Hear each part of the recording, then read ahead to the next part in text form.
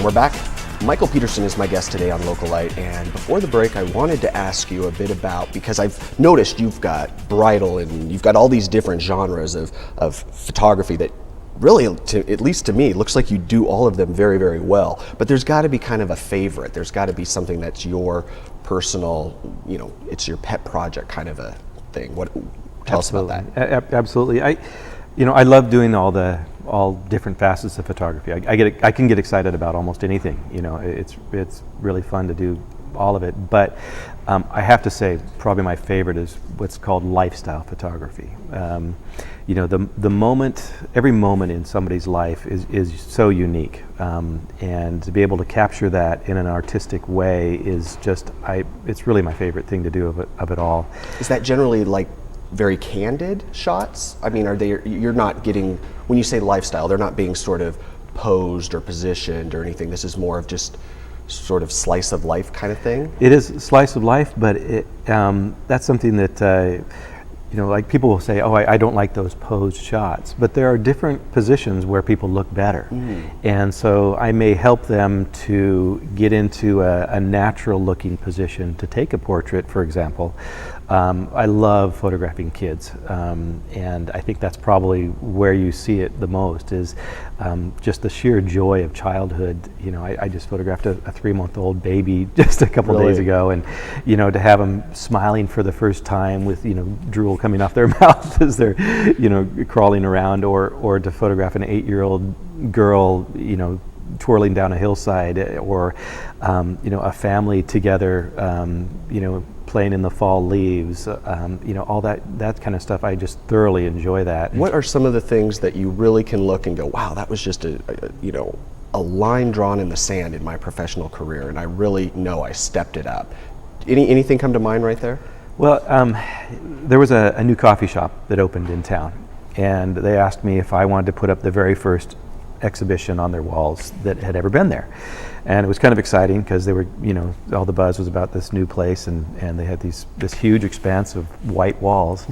And I started looking at what I've been doing over the last few years, and I created a show that I called Life at 1/60th of a second. And I basically started with a maternity shot that I had done of this mother who was 8 months pregnant, and I ended up with a woman who was 102 years old. And I basically had every facet of life. They weren't the same people. They were just as though you took 1 second in time and had all these people in different stages of life. So did you use all different races, and men and women? Absolutely, men, women, a teenage girl, a senior portrait, an 80-year-old friend of mine who still surfs, a man in his early 50s who has, he was a great father, but he's also secretly, not secretly, but in his spare time was a concert violinist. So I did some really dramatic shots of him with his violin.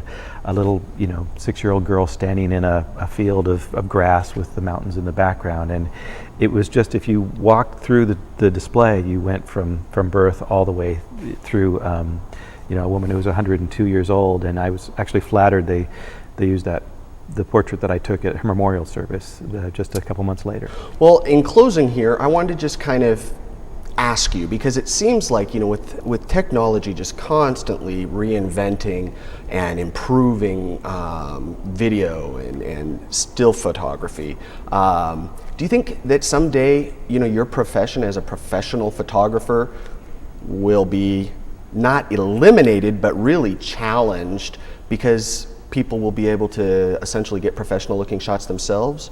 Do you ever see that happening? Or? Well, it already's happened to an extent. I mean, it used to be all about the camera. I mean, that's what a photographer was, is somebody who owned a camera, because there were just so few of them out there. But then, I would say when even back with the early photographers, the people who started to do art with it, probably most famous is people like Ansel Adams, who I had pictures of on my wall, or Man Ray, or anybody that back in the beginning. The way you use that camera is really what's important.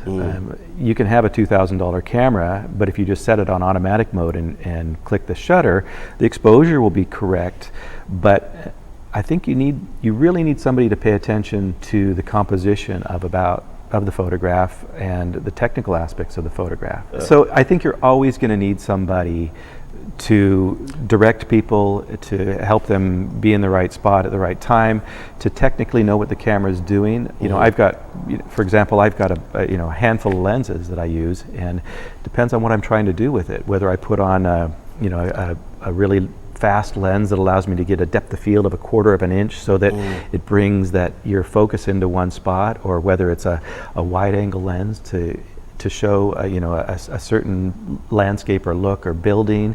And then it's all about lighting too. You know, I've got thousands of dollars worth of lights that I bring with me when I do a portrait session or a wedding, in order to light and make things look artistic and interesting. Absolutely. So you're never going to be able to replace the human element and the person. Yeah. Well, you've got me convinced. I don't think it sounds like there's not going to ever be no need for professional photographers. All of that stuff, you lost me. I was like, okay, that's always going to be needed. So, well, I really want to thank you so much for coming on. We're out of time, but it's been a pleasure getting to talk to you a little bit. And I want to thank all of you for joining us on Localite. Again, my guest has been Michael Peterson, and so thank you, Michael, and we will see all of you next time. John Compton here saying thanks again for watching. And remember, if you've got a guest idea, let us know. Just visit localite.com.